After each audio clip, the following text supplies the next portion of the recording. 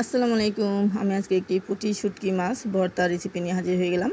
আমি আজকে দেখাবো এই শুটকি মাছগুলো কিভাবে ভর্তা করব। আর পুঁটি শুটকি ভর্তা এত স্বাদের ভর্তা, সত্যি কি আর বলবো, যারা খেয়েছেন তারাই একমাত্র জানেন। আমি আজকে দেখাবো। আর আমি যেভাবে বানাই, আপনারা কি এভাবে বানান নাকি আমার কমেন্টে জানাবেন।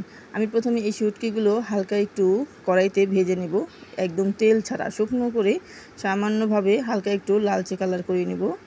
আর পুঁটি শুটকিটা এই শীতের সিজনে আমরা কম বেশি সবাই পছন্দ করে থাকি, শুটকি মাছ বলুন ভর্তা বলুন।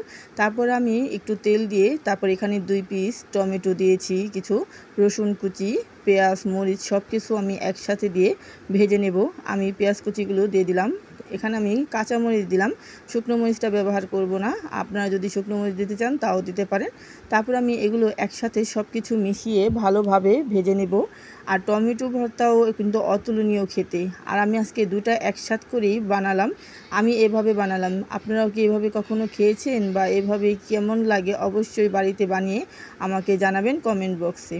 তারপর দেখুন ভেজে নিচ্ছি। আর এটা একটু ভালোভাবে ভেজে নিতে হবে শুটকি মাছ তো, কারণ যদি সম্পূর্ণ একটু কড়কড়া না হয় বাটতেও কষ্ট হবে। আর আমি পাটায় বেটে ভর্তা বানাবো। পাটায় বাটা ভর্তা কিন্তু আমরা সবাই পছন্দ করে থাকি। অনেক ধরনের ভর্তা খাই, কিন্তু এই শুটকি মাছের ভর্তাটা মনে হলেই কেন জানি না জিভে পানি চলে আসে। আর দেখতেই পাচ্ছেন যে ভর্তাটা প্রায় হয়ে এসেছে, ভাজা শেষ হয়ে যাচ্ছে, কালারটাও লাল লাল হয়ে গেছে, কড়াইয়ের নিচ দিয়ে লেগে যাচ্ছে। এই জন্য অল্প আঁচে ভেজে নিতে হবে, যেন না পড়ে যায় নিচ দিয়ে।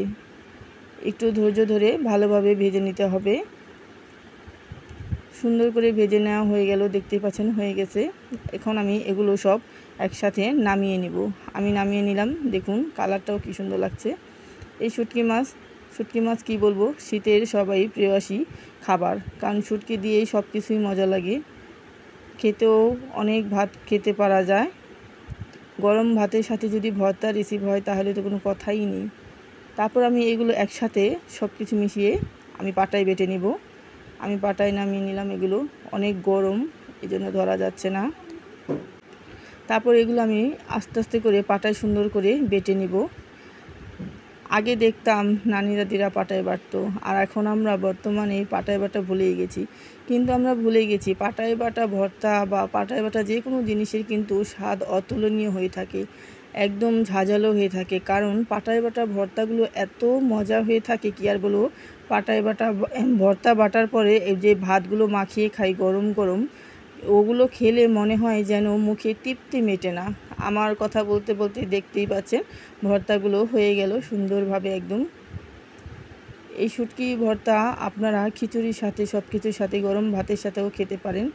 দেখতেই পাচ্ছেন ভর্তা হয়ে গেছে। আর এখন যদি গরম ভাত পাটায় মাখিয়ে খাই, কি বলবো, বলতে না বলতে জিভে পানি চলে আসলো। ভর্তা হয়ে গেল। তারপর আমি ভর্তাগুলো সুন্দর করে উঠিয়ে দুটো কাঁচামরিচ দিয়ে সাজিয়ে নিলাম।